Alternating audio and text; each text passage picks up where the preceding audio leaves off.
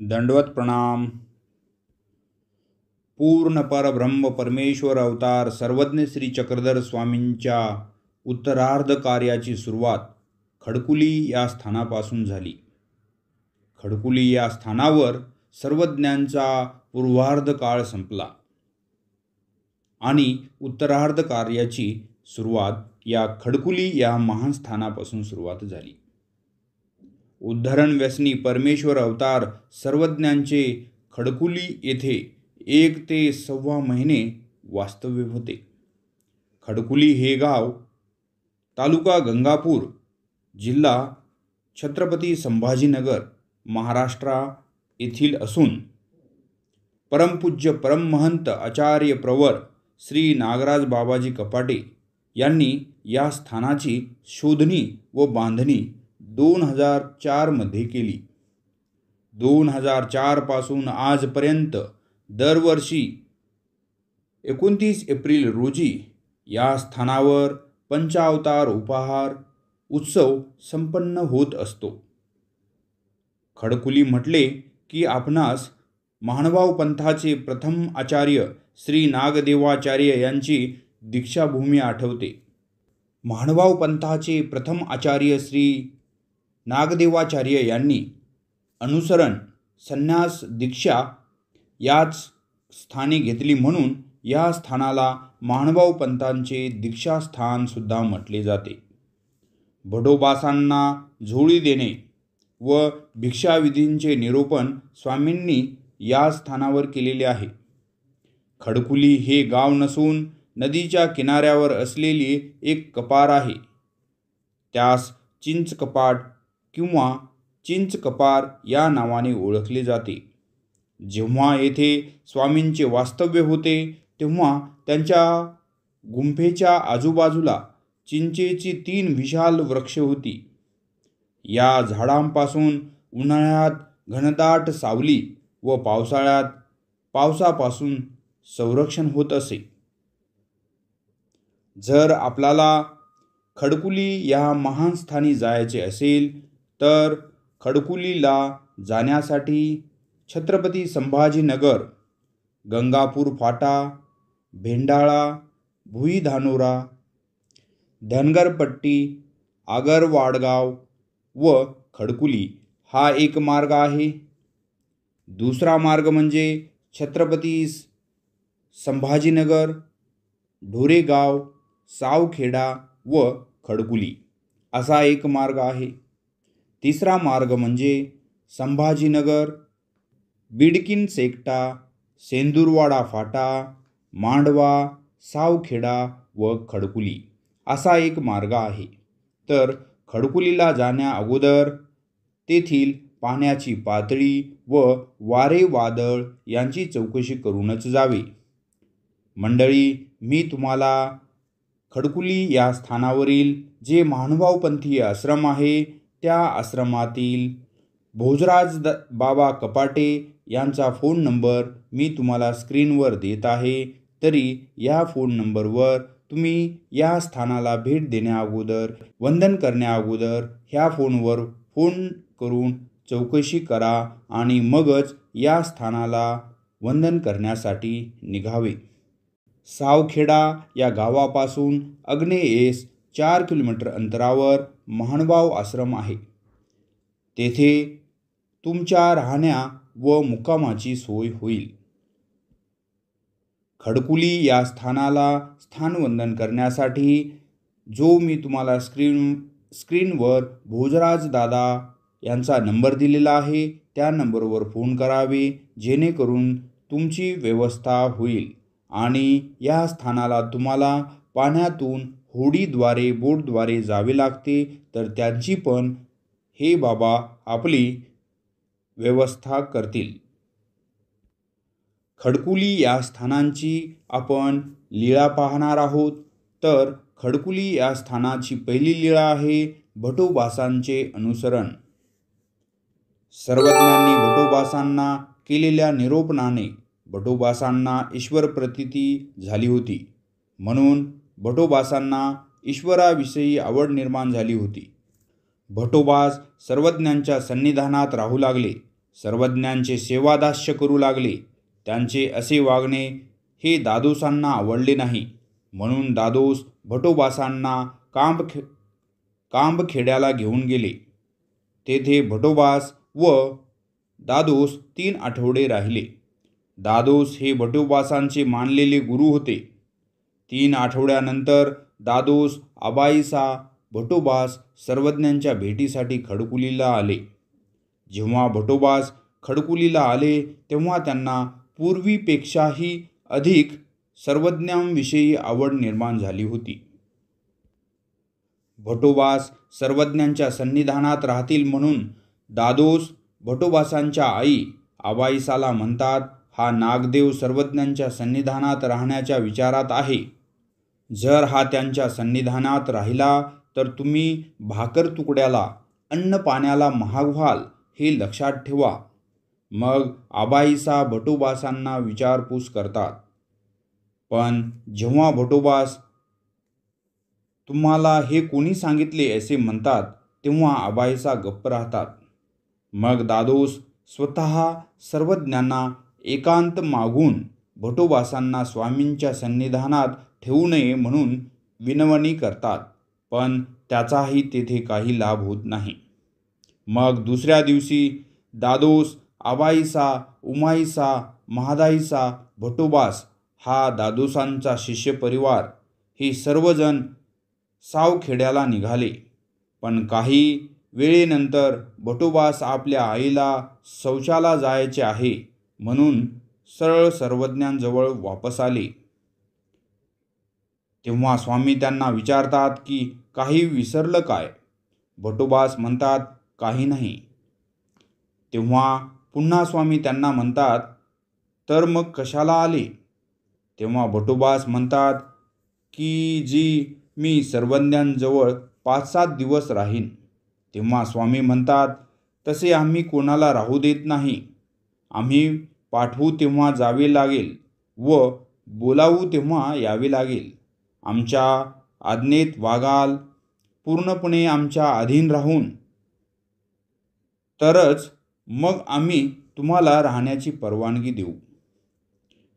यावर नागदेव विचार करायला लागले की घरचा, दादोसांचा, आई, बाप, भाऊ बहीण, मुले बाळे, पत्नी, सगळे सोयरे हे सर्व ऋणानुबंधाचे नाते आहेत. या जन्मात हे आहेत, मागील जन्मात दुसरे कोणी असतील, पुढे आणखी दुसरे कोणी असणार. प्रपंच हा नाशवान आहे. ह्या प्रपंचामुळे 84 लक्ष योनीचे नरक जीवाला भोगावे लागणार आहेत. दादोस पण माझ्यासारखे एक जीव आहेत. त्यांनी सर्वज्ञांकडून विद्या मागून घेतली. असा विचार करत असताना स्वामी म्हणत, बटो, चांगला विचार करा, पक्का विचार करा, तुमचे सोबती लांब निघून जात आहेत. मग भटोबास सर्वज्ञांनी निरूपण केलेल्या शास्त्रांचा विचार करायचे. अनुसरण केव्हा करावे? 1 वर्षाने, 6 महिन्याने की आत्ता? पण तेव्हा स्वामींनी आपल्या सोबत राहू दिले नाही तर काय करावे अशी मनाची द्विध अवस्था झाली होती. पण शेवटी पक्का निर्धार करून ठरवले की सर्वज्ञांसोबतच राहायचे म्हणून प्रतिज्ञेची सुपारी दिली. मग भटोबास सर्वज्ञांना अनुसरले.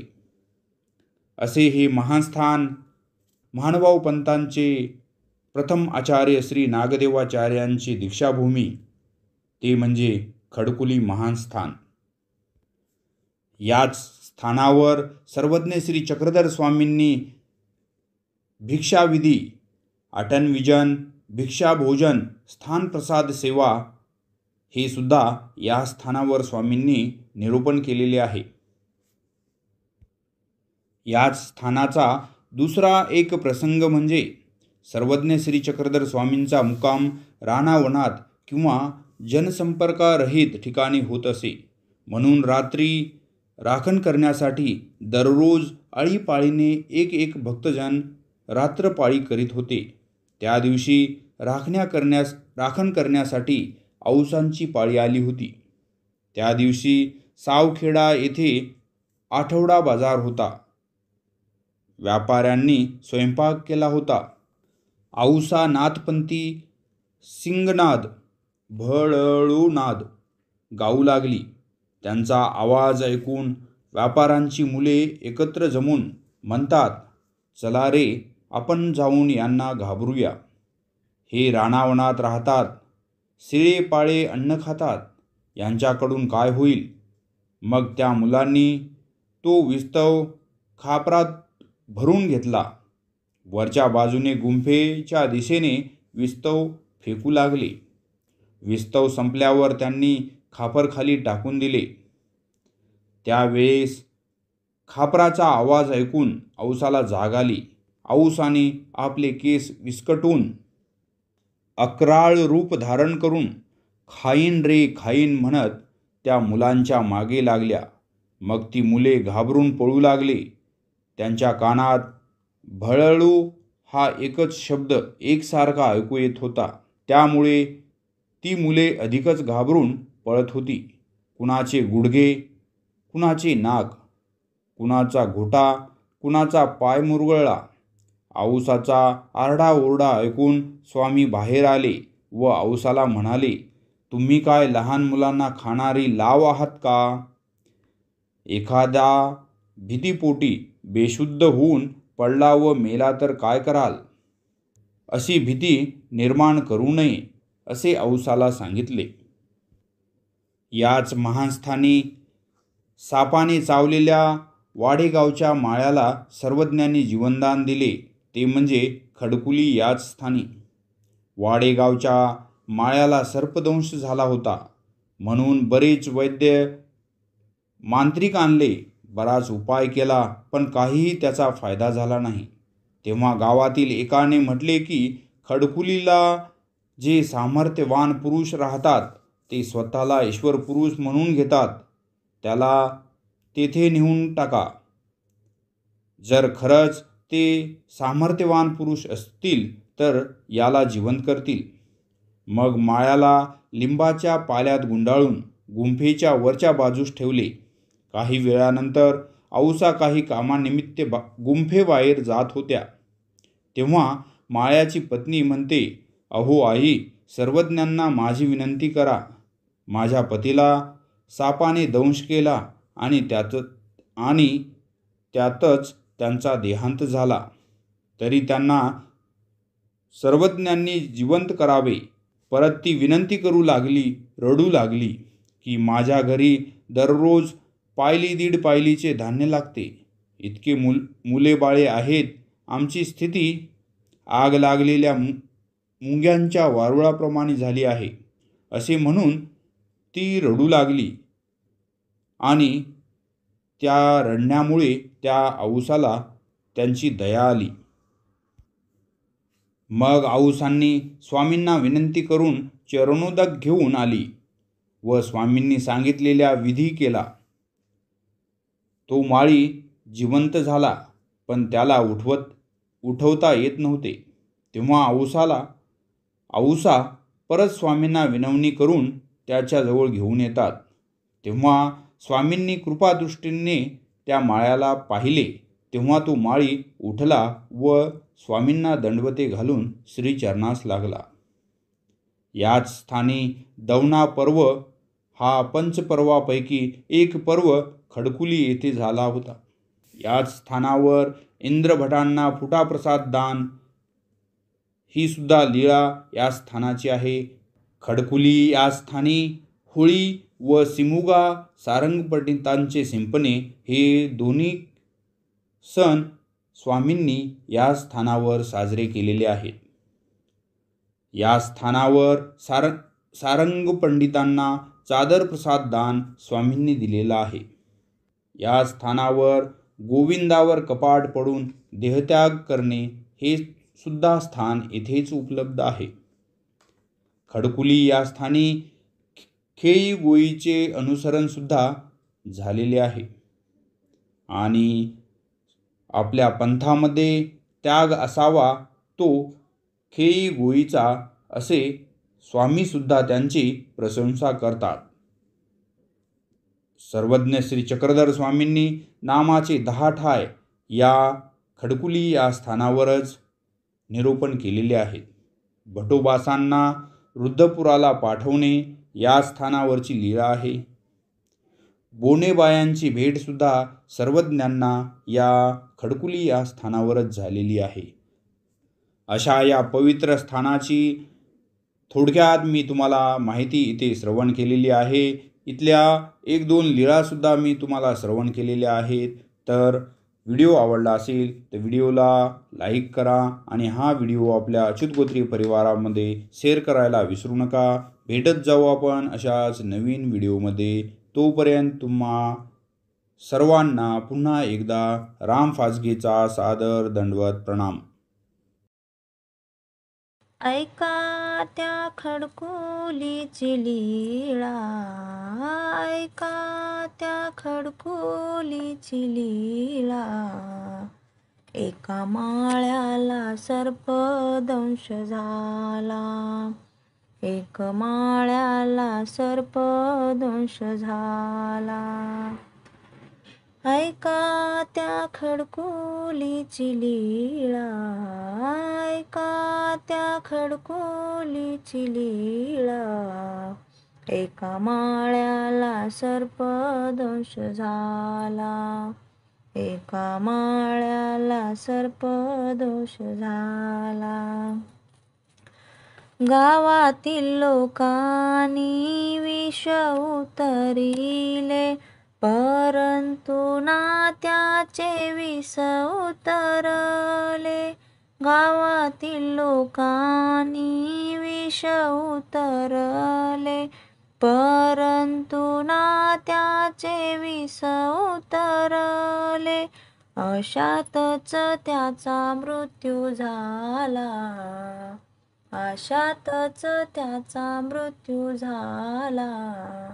एका माळ्याला सर्पदोष झाला, एका माळ्याला सर्पदंश झाला. ऐका त्या खडकुलीची लीळा, एका माळ्याला सर्पदोष झाला.